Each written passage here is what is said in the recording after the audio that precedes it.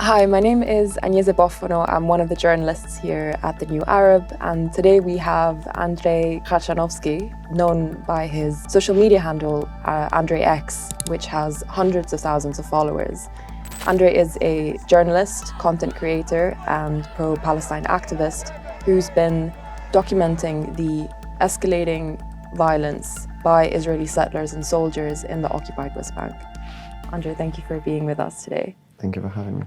Just to get us started, could you maybe talk a little bit about how you got into activism in the first place? What was your motivation behind wanting to document the violence in the West Bank? I got to the West Bank and Palestine in general without intending to. This wasn't my plan at any point. I got a degree in anthropology, and I was doing some research stuff, and I was doing some sort of activism, but nothing related to West Asia, nothing related to Palestine. I was focusing in my research on the post-Soviet space.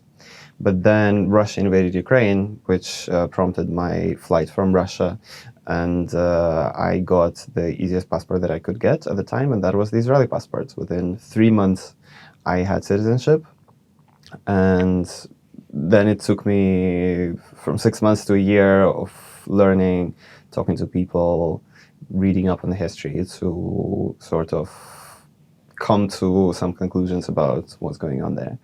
And I was a blank slate when I arrived. I didn't have an opinion one way or another. I was, I would say, Zionist by default, meaning that I just adopted the position that was that I was surrounded by. This is what my circle believed. But seeing the reality on the ground changed all of that for me, and I, at some point, came to the realization that I didn't just arrive at a place and started a new life there, that I had become part of a settler colonial project as part of it. And at that point, I felt like I need to either leave or start doing something. And so I started getting more and more involved with various activist initiatives, first in Tel Aviv and Jerusalem, and then increasingly more in the West Bank. And this was for maybe a year until October 7th, when obviously everything was turned upside down and there was a massive escalation. And of course, we as activists understood that everything is about to be set on fire. And the situation in the West Bank, which was already very bad ever since the election of the current government that is still in power, where a very prominent and powerful position is held by what I would describe as the neo-Nazi faction led by Ben Gvir and Smotrich. And we knew that everything was going to be set on fire, and I felt like, okay, I need to find something that I can do. And that was the West Bank to me, because I already knew the activists. I had the infrastructure to do something that would help people within this fire. And so I started going to the West Bank more and more until in May 2024, I moved to the village of Ras Ain al-Oja in the South Jordan Valley, in the sort of central West Bank, where I intended to spend just a month and then leave, but that month turned into 2 months, into 3 months. And as I was staying there, I was filming daily settler invasions and settler attacks against Palestinians. At that time, there were maybe 4 to 5 settler invasions per day in the community. And I would film what is happening, but then I saw that that wasn't going anywhere. Nobody's seeing what's happening. So I started doing a sort of blog where I would record myself at the end of every day, like, today is day 3 in Ras al-Oja, today this happened, this happened, this happened, and adding the footage that I would have filmed and that would be filmed by other activists who were staying there with me. And that started blowing up, and then I started getting messages from Palestinians all over the West Bank asking me to come and cover what's going on there with soldier attacks and settler attacks. And then I started going around the West Bank, and I essentially moved there. And for the past bit over 2 years now, I've been living in the West Bank, documenting what's going on and working with various human rights advocacy groups and activist collectives.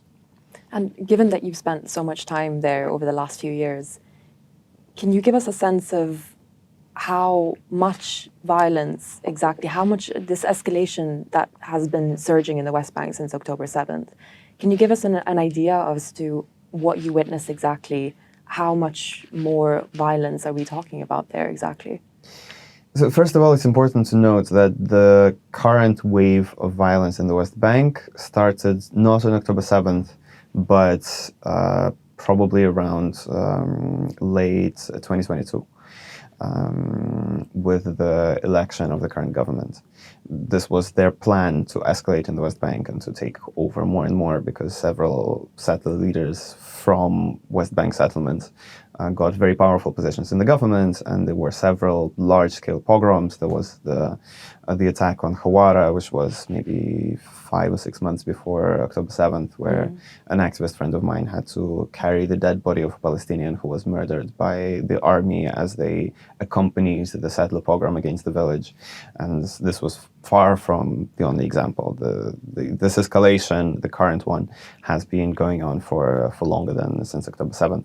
But of course, the settler faction within the government really escalated things and saw the perfect excuse to escalate with October 7th. And since then, it has been getting worse and worse and worse, because with each new escalation, they're seeing, oh, we can also do this now, and nobody will do anything to us, and there are no consequences. And so they expand these boundaries of what they're allowed to do all the time. Whereas before it would have been difficult. Now there are very violent attacks almost every day, once every 2 days maybe, and these low-level attacks where maybe someone will just come into your village. So a settler will march into a Palestinian community, maybe with a flock of sheep, and just stay there, maybe steal something, maybe just push people around.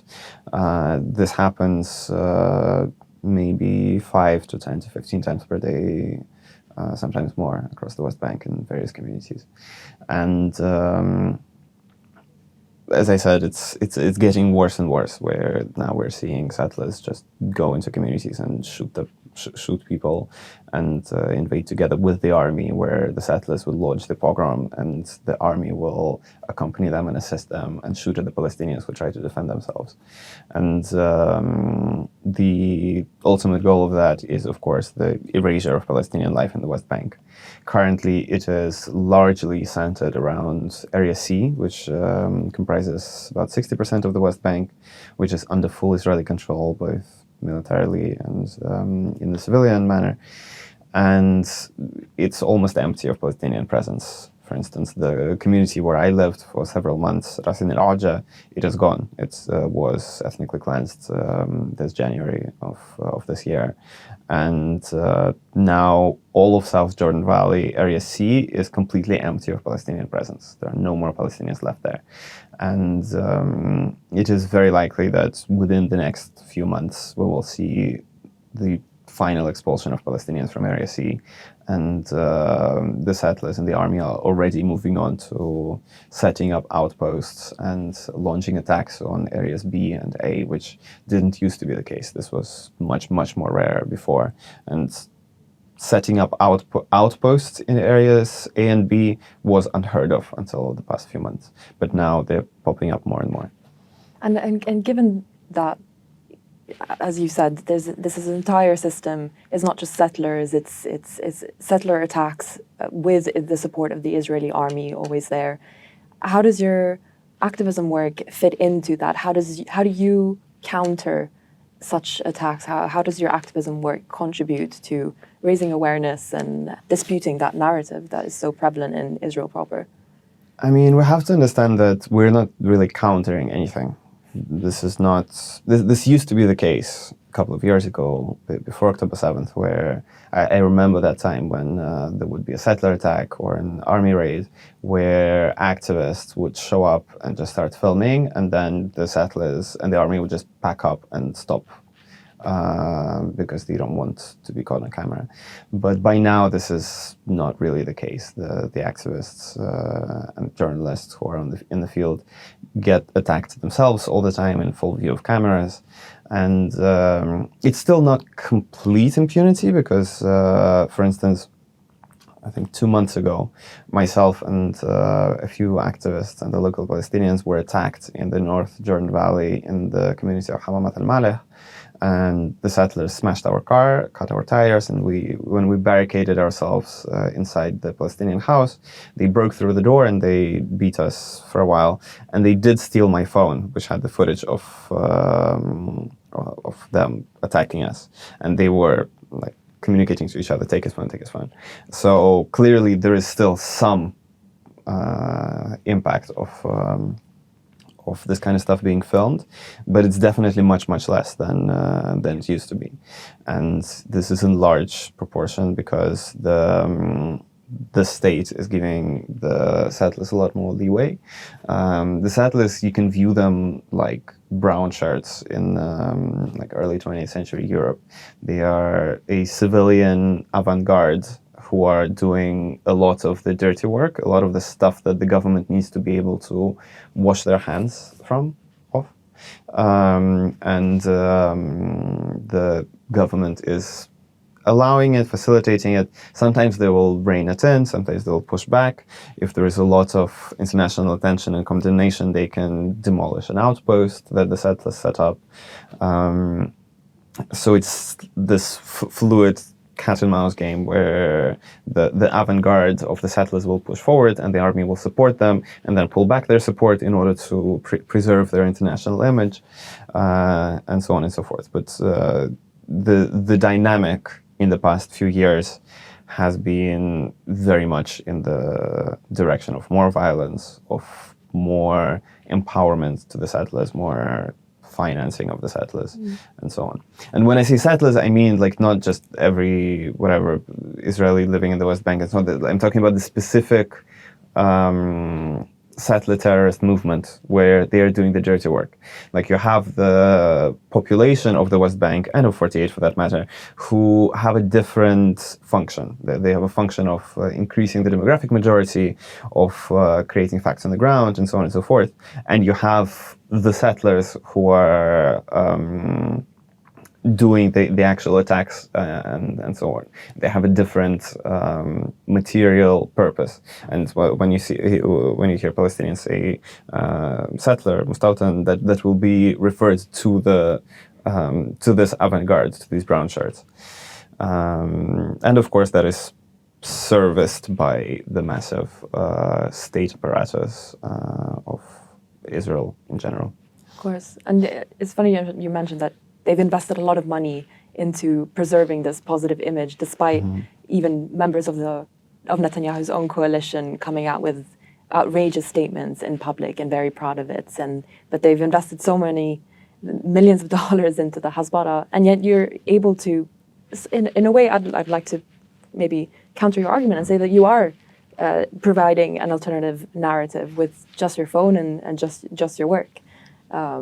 So I think that's It's the result of a process which has its negatives and has its positives, and you could describe it as this democratization of media in general. The fact that anybody can be a journalist, you just need a phone and you can just film what's going on and you can put it online and people will see it, and it empowers a lot of people on the ground. Of course, it has its negative sides where fact-checking is very difficult. It's easy to fabricate stuff. It encourages clickbait and these moments of intensity rather than actual going into details and context and so forth. But of course, it has had a massive impact empowering voices on the ground, and especially what we've seen from incredible journalists in Gaza who have been just filming what is going on around them. And I think this global movement, unprecedented movement for Palestine solidarity that we're seeing across the world, I think is in large part thanks to this democratization and thanks to the journalists on the ground in Gaza just showing the reality to the outside world. Absolutely. And if it wasn't for them, then we wouldn't be seeing what is happening in Gaza because of the Israeli restrictions. I wonder, can I ask you, who are you doing the videos for exactly? Is it people in Israel proper? Is it people in the outside world, the international community? Is it other Palestinians? Who are they for? My target audience generally is the outside world, and it's the citizens of the countries that are supporting the Israeli apartheid and ethnic cleansing of the West Bank and the Israeli genocide in Gaza. Because Israel, of course, without the support, they wouldn't be able to do any of this. Israel is able to maintain its system of apartheid and maintain its genocide in Gaza because it has an unlimited credit line from the West and weapons and trade and everything. And my goal from the beginning has been to try to bring information about the West Bank to the outside in order to empower activists and advocates all over the world to do something within their own countries in order to resist what is happening in Palestine on the ground. Because I think despite the fact that activists on the ground are there and like we have the proximity to what's going on, arguably more can be done from the outside because Israel is very much reliant on outside support in order to continue. And this is evident. It is evident that Israel knows this and cares about it, given the government's constant platitudes to Europe and to the United States, which Ben-Gvir and Smotrich don't do, because for them it's a bit of a different game, and they would actually be happy if Israel was more isolated. But the more mainstream governments, like Netanyahu and Katz and so on, they understand that they need this support in order to continue the ethnic cleansing. And so I feel like the job of myself and of my colleagues and friends on the ground is to work against that. But I mean, I'm sure there are people in historic Palestine who have looked at your videos and who have seen your videos. How do you counter that narrative, not in terms of just the international media and the Israeli official narrative, but how do you convince someone in historic Palestine in 48 whose only connection to Palestinians has been in the context of maybe as a soldier entering the West Bank or through Israeli media? For somebody looking at those videos, how do they react and how do you convince them to empathize with the Palestinian cause and the Palestinian question?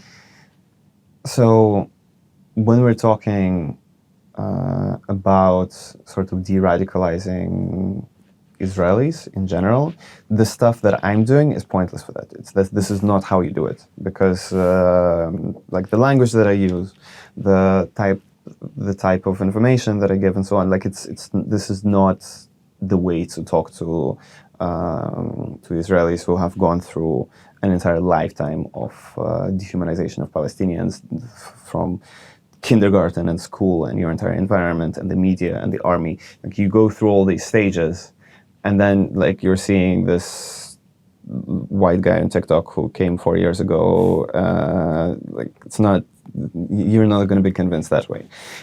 Just like, any de-radicalization, like denazification in Germany, this is not how you do it. The way you do it is that you sit down and you are very empathetic and you listen and you engage and you say, yes, I understand that, I understand that you believe that these children are going to grow up to be terrorists, so it's okay to kill them, but maybe have you considered that? Like you need to do a lot of this kind of stuff, which I just don't have the energy and the patience for.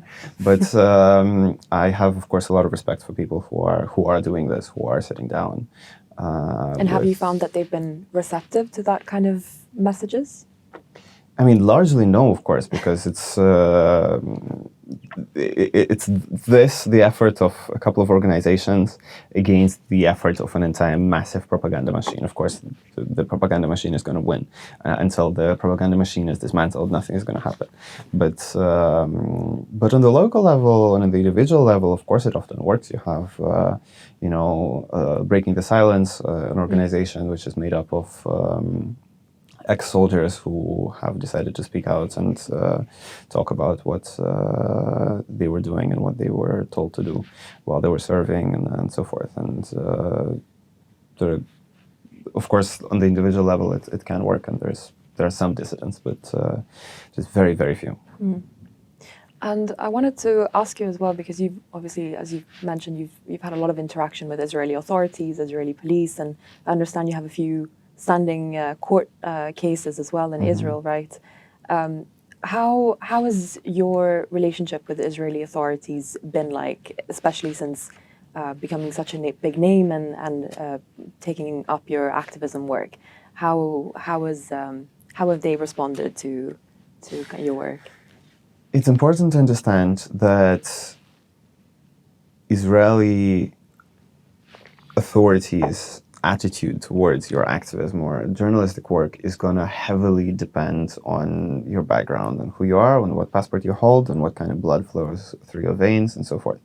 It's not like a standard fascist regime where if you go against it, you go to jail. Like, I come from Russia. There, it doesn't matter who you are. It doesn't matter what is the color of your skin, what is where you grew up, what languages you speak. If you speak against the government, you will be punished for it. You will be jailed, exiled, whatever. In the context of Israel, it's different. It depends on your blood. If you're a Palestinian, they can kill you, torture you, kidnap you, jail you with no charge, and they do. My colleague and friend Ayman Ghraib has been in jail for the past more than 6 months now for making videos. He was just going around the Jordan Valley and just showing what's happening. And he was kidnapped and taken into administrative detention, which allows them to just renew it for as long as they want. And they put him in the Gilboa concentration camp in the Galilee, where there are Palestinians being held for political reasons and for the reason of their identity. However, with me, who is doing the same thing that Ayman was doing, they cannot do that, because we live in two different worlds, two different legal systems. I hold an Israeli citizenship, and so they need to put me through the proper channels. Of course, they don't want to. They would like to revoke my citizenship and or whatever, take me into administrative detention. And there has been an effort. There were a few members of the Knesset who wrote a petition demanding that my citizenship is revoked.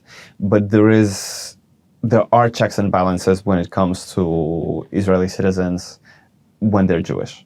Of course, at the same time, you have Palestinians with Israeli citizenships who are supposed to have the same rights, of course, on paper, because, they have the exact same papers, but de facto it doesn't work like that, and they also get kidnapped and jailed just for posts on Facebook and the like.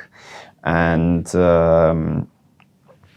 there you have that entire world where you can be kidnapped, jailed, oppressed, and so on. And you have the world that I live in just by virtue of the blood that flows through my veins and by virtue of the documents that I have, which makes it fairly difficult for the Israeli establishment to do anything against me. They're trying to reverse it, but it's not. We're not there yet. If you are an Israeli citizen and if you have Jewish blood, you can still say and do a lot of the things. Staying on the citizenship, because I think it's real, and you've mentioned yourself in the beginning, it took you 3 months to get a passport. So on the law of return, which, just for the audience, is the 1950 bill that was passed by Israel that allows Jewish residents and their families to make aliyah to Israel, to immigrate to Israel. And you've compared it yourself just now to the Palestinian situation, which some are unable even to visit, let alone get a passport. So I guess my question is, how do you feel about using this Jewish privilege in this context? Because I imagine you must have mixed feelings about living on occupied land. Look, I have there is the emotional side of things, where when I meet my friends in the West Bank or in 48 who have families who are not allowed to even visit them, and they have to fly out. They were literally people who were expelled in 1948. And when I meet Palestinian friends outside of Palestine who are also unable to even visit their hometowns, and of course on the emotional level that infuriates me, and it is difficult. And there's the pragmatic and practical level. And on the pragmatic and practical level, this piece of paper with the Israeli coat of arms on it allows me to do the work that I do. I know that if I knew everything that I know now 4 years ago, I wouldn't have gotten the Israeli citizenship. I would Really? not want to do that. But now I'm glad that I did post factum, because this is the thing that allows me to do what I'm doing. If I were Palestinian and I was doing this, I would have been dead. If I were international and I was doing this, I would have been deported a long time ago. But it happened, so I have this piece of paper which allows me to do what I'm doing and get away with it. I think it's an argument that, it's with all the activism work that unfortunately Palestinians in the West Bank, as you said, are imprisoned or killed for. So it's really important to maintain that. I wanted to speak a little bit about Khair, if I may. I know it's a village that is very close to you, and in particular, Ali Hadalin's killing last July, which I know you were there during the very painful process after. So Ali Hadalin was, for the audience, was killed by an Israeli settler, shot dead by an Israeli settler, who I think 3 days after the incident was just roaming around in his settlement with total impunity, whereas members of Ada's family were imprisoned very quickly after the incident, and his body was not returned until days later. I wondered if you could maybe speak a little bit about that incident in the sense of how, well, first of all, maybe tell the audience, if you can, what that was like, and how you think that unfortunately exemplifies the reality of Palestinians every day in the West Bank. Yeah, Khair is a very telling case study of the occupation in the West Bank. The residents of Khair have lived there since around 1948. They used to live next to Arad in the Naqab Desert, from where they were expelled in 1948. And they purchased land where they are now in the South Hebron Hills in the West Bank. They have all the necessary papers.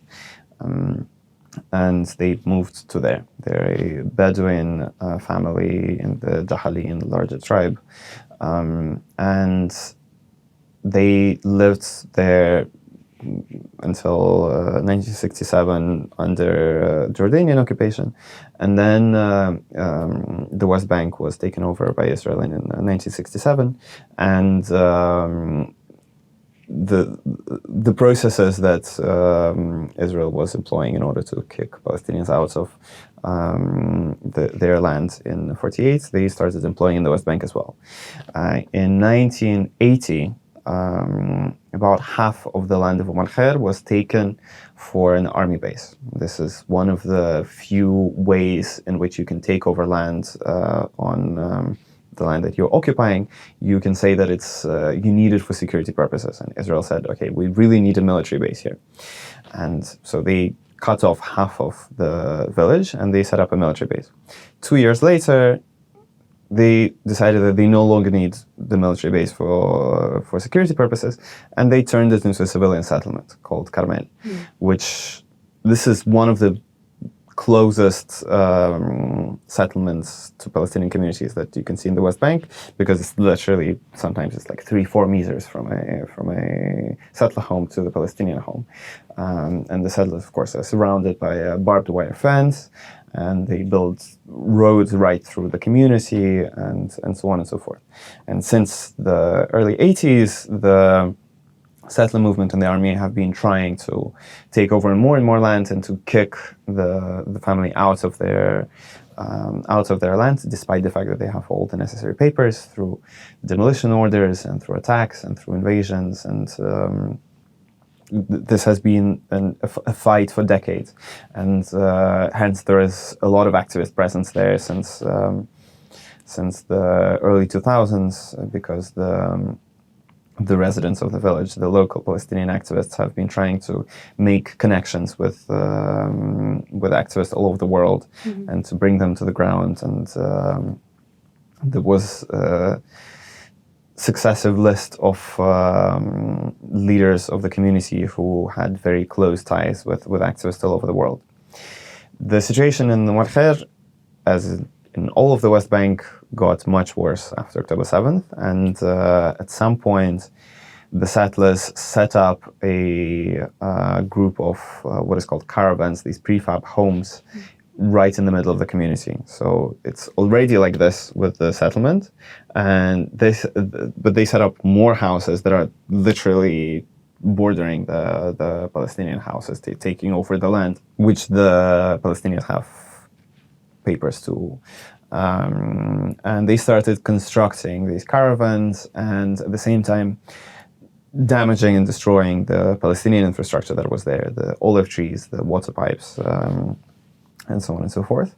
And almost exactly a year ago, this culminated in an excavator belonging to this demolition company, which is headed by Yinon Levy. Yinon Levy is this famous settler who is personally responsible for the ethnic cleansing of several communities to the west of al-Khair, Zanuta and Anizan famously. Hundreds of Palestinians used to live there. Right now, they're ruins.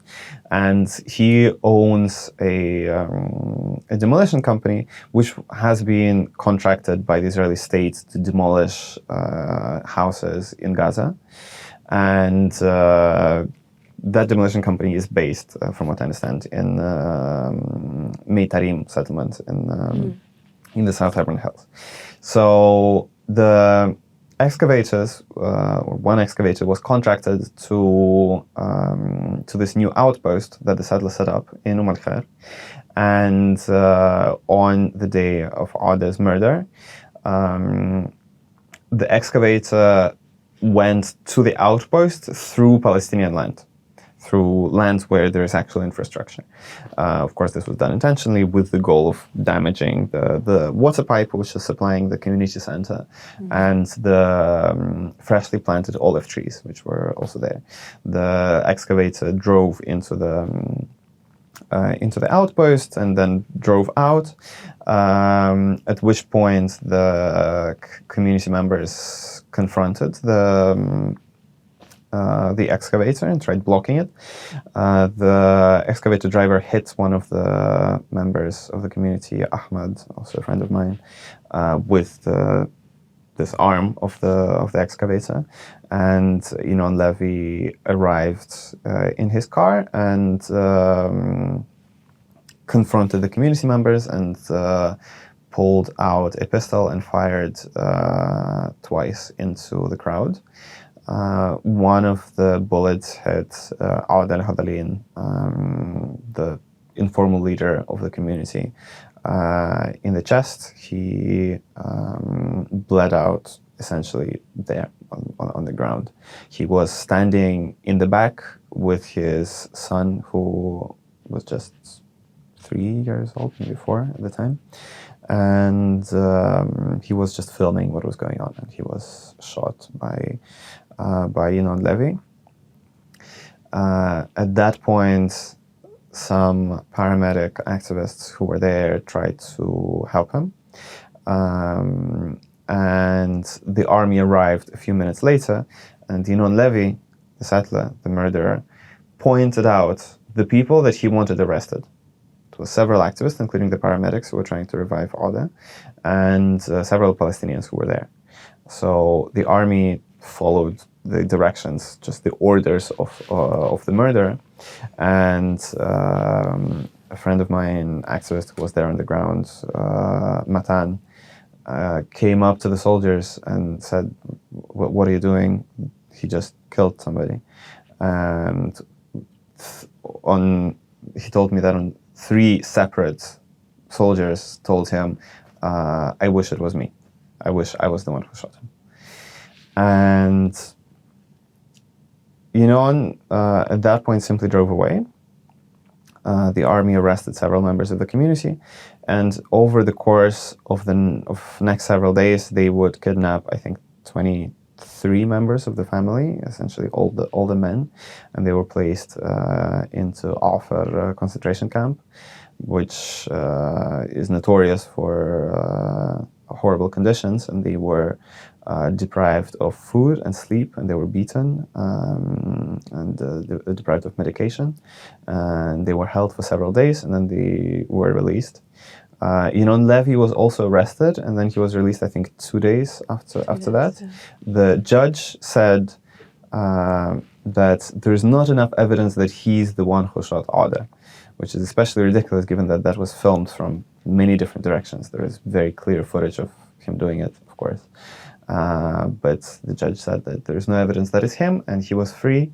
And he was back, as you said, I think 3 days after the murder, he was back at the outpost, right in the middle of the community, while the body of Ade was withheld for 10 or 11 days, and the Israeli state was trying to negotiate with the family, demanding that he's not buried in his land where he was born and where he lived, but that he would be buried somewhere else with no friends or family coming, with no outsiders coming. In the end, the women of the community went on a hunger strike, and several days later, the Israeli state relented and gave back the body. But on the day of the funeral, they designated the area a closed military zone in order to prevent people from coming. To this day, of course, Levy is free, just like all the settlers who keep doing this kind of thing, who come in and attack and kill and destroy and injure and launch pogroms. And of course, they are not facing justice because they're not really committing a crime by Israeli government standards, because a crime is breaking the order of things that is set up by the powers that be, and the powers that be want this to happen. The powers that be want the Palestinians to be expelled. This is what the goal of the Israeli government in the West Bank is, and Levy in that situation just acts as a representative of the state, just fulfilling the program, and of course he's not gonna face consequences for it. So in that case, what does actual accountability look like, or could it look like? Are there no hopes at all, given that the system is entrenched, or it incites or allows for settler violence like this within Israeli law? Is there really no chance of accountability for Ade's murder, just like all the other murders perpetrated by Israeli settlers and soldiers in the West Bank? Under the system of Zionist apartheid, no, of course not. Because, Levy is not an individual. It's not, what matters is not his internal evil or whatever, that he's a functionary. It's, I don't know him. I met him in the field a couple of times, but I've never spoken to him. I don't know what's in his head, but it's not really relevant. There was the very famous case of the trial of Eichmann, one of the key engineers of the Holocaust, and he was taken by Mossad in Argentina, and he was put on trial in Jerusalem. And Hannah Arendt, a Jewish, also anti-Zionist philosopher who was there at the trial and who came up with this concept of the banality of evil, because she was there and she watched him give his testimony, looking for some monstrosity within him, but she found that he's just an ordinary man. He's completely uninteresting, and he wasn't doing this out of some internal evil or anything. He was just functioning within the system that existed. And under that system, of course, you cannot have accountability. This is what we're seeing there. Yinon Levy and many other settler leaders who are perpetrating horrible crimes, they're just functioning within the system that not just allows them to do it, that encourages them to do it. And any sort of accountability, any semblance of justice will require the complete dismantlement of that system.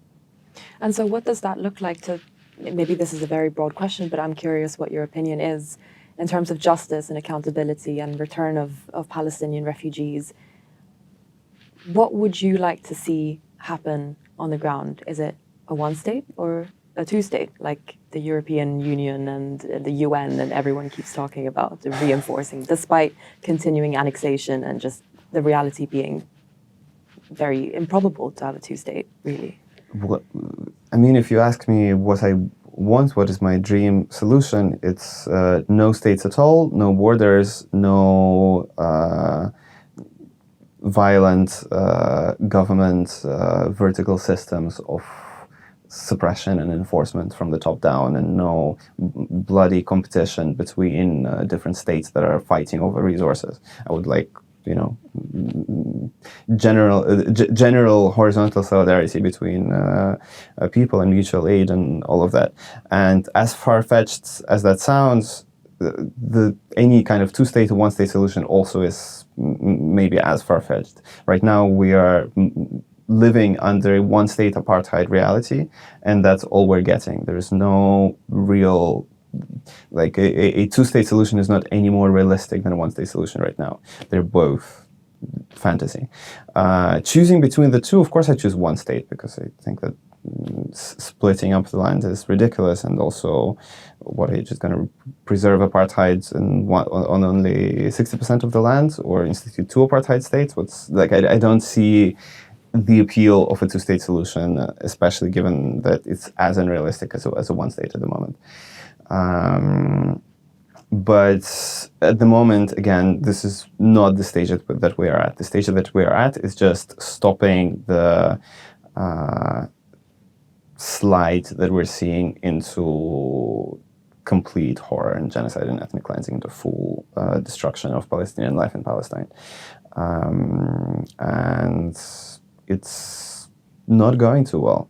There aren't too many silver linings, except perhaps the fact that we have this unprecedented movement of solidarity across the world, which hasn't happened for probably any cause in the history of humanity. And hopefully down the line, this will mean that Zionist politicians across the world will just become unelectable, and it will become unsustainable to support the apartheid and ethnic supremacy. And maybe that will, at some point, cut off this infinite line of credit that Israel has and lead to some real changes on the ground. But of course, this is a very long-term thing, and we're playing the long game. But then again, Palestinians have been playing the long game for the 100 years of ethnic cleansing. Absolutely. Well, I think that's somewhat of a hopeful note to end on, I think. Thank you, Andrey, for coming into the studio and talking to us, and thank you for your activism and for your work on the ground. Thank you very much. Thank you.